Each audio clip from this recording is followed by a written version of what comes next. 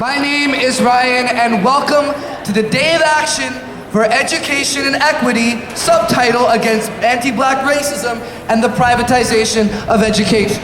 Right now, the Board of Governors Financial Committee is to meet where they will recommend once again for, I believe, the 6th year in a row, that may be wrong, probably longer, tuition fee increases of $200 to $300 per student. This will be voted on the final meeting in April. Now, the Board of Governors is the highest decision-making body and has voted to increase tuition fees each year since 2006. So it's actually been a decade of tuition fee increases per student. So it's called Pay More, Get Less. Sounds a little bit counterintuitive, doesn't it? You wouldn't walk into a store with a big sign that says one day only, pay more, get less. You wouldn't go to a restaurant that says, hey, we got a special deal on for you today, pay more and you'll get less. So why is it that every day we are asked to walk into a university with a huge sign, albeit an invisible sign, that says for 4 years or more, pay more, get less? Yay! Box, which is at 40 Carter Street, 40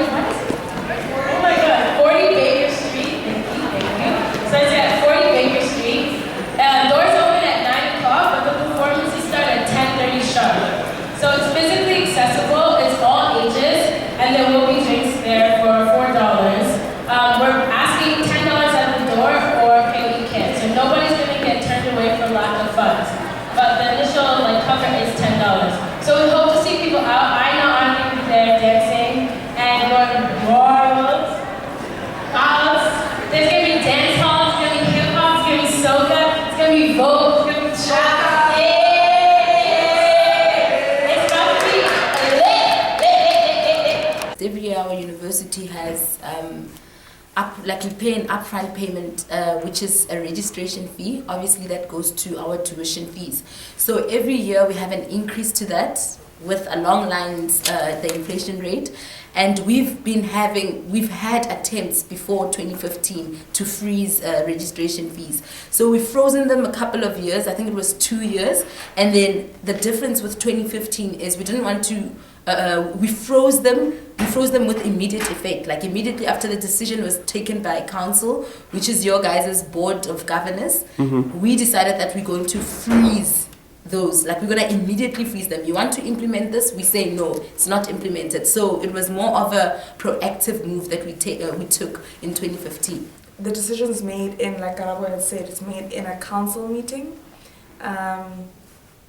In various committees, and then the final decision's made in council. We lost council. We were outvoted as the student voice, and there were 3 votes against the incremental fees, and there were 27 votes in favor of the incremental fees. We then decided to go protest, and our protest gained momentum across the country. All other institutions in the country also started voicing themselves out. It's not the first time we've had protests of this nature, but we must acknowledge that somehow a conglomerate of issues and elements led to this particular protest gaining the amount of momentum it gained. So be it the economic conditions of our country right now, be it students just generally frustrated with how year in, year out fees are increasing, be it the fact that we have social media now, which makes it easier for one to, get the message across.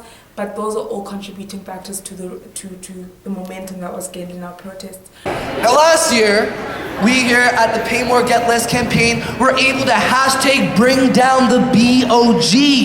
And our fight for accessible education, where we actually stopped the Board of Governors meeting, made national headlines. That's right. So let's do it again, folks. You think we can? Do you think we can do this again, folks?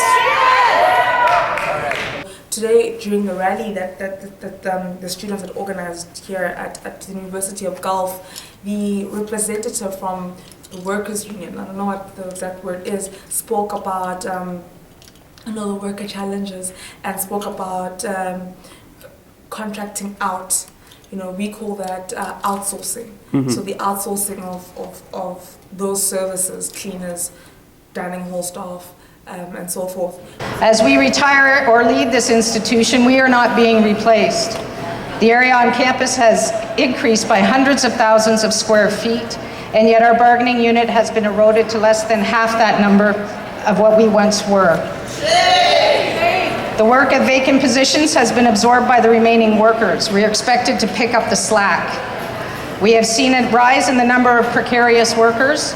Many night shift workers are here as temporary contract employees, and some have been waiting for over 5 years for a permanent position. We had a similar fight, and right now there's a task team on our campus that is dealing with the realization of insourcing, so making the university take responsibility of those particular services and not contracting them out. Management has effectively created an environment that supports contracting out as a cost-saving measure. Once we include costs of contract tendering, monitoring, and compliance, the profit margin collected by cleaning contractors over and above the low wages that they build into their bids, costs associated with the expected deterioration in quality and health performance, direct fiscal costs associated with the elimination of good jobs in our community, it becomes clear that contracting out is not an effective method of saving money. It is a bad decision.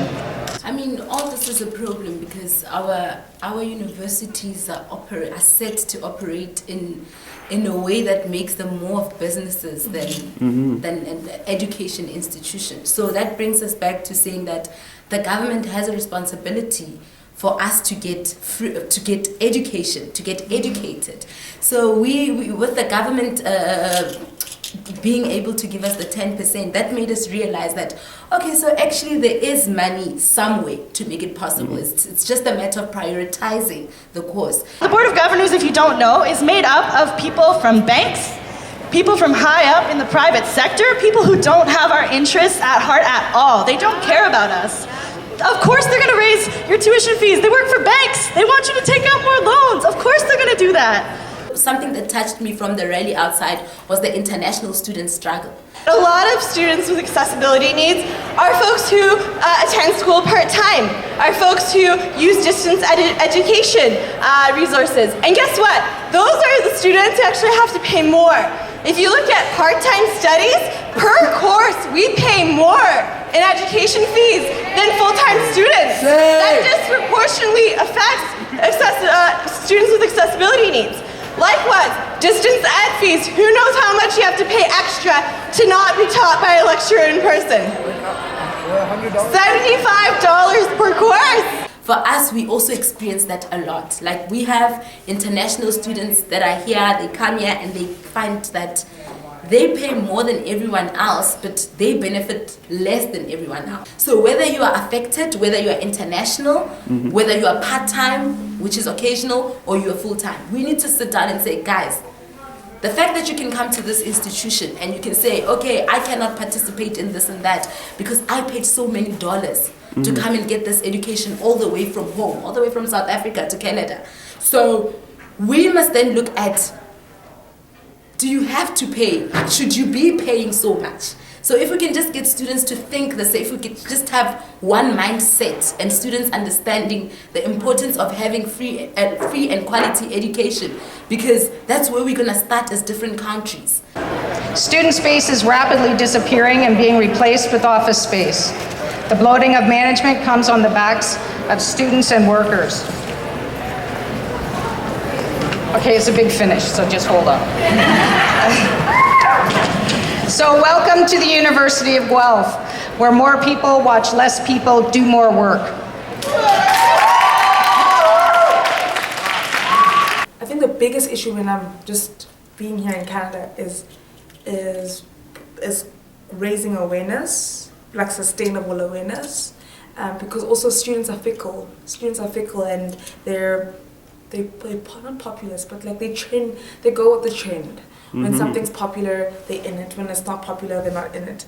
And so that's what I'm picking up from our week of being in Canada. That students are they're there, but maybe also it's exam time, it's assessment time, so that could be also something that factors into it. but mobilization, getting everyone to understand why we're doing what we're doing. So you need to use your resources, you need to organize this. That's the first step, is to organize yourself. You need to conscientize everyone around what's happening, which is to raise awareness on what's happening. And then you need to have solution-based discussions. You need to understand how you can attain something before you want it. So how that can be attainable, you guys, yeah, I think it should work for the Canadian students as well. It worked for us. As students, we should also have an international relationship. Students should come together globally to say that in this world, we believe that education is important and it should be prioritized. That's what we need to now further look at. High tuition fees, they endanger access, they perpetuate systems of oppression, and they function to keep our universities from doing what they were meant to do, to create critical thinkers, incredible learners, and people who see things in the world that can be fixed and figure out how to fix them. So defy your university today and help us fix this. Thank you. Education is a right. We will not give up the fight.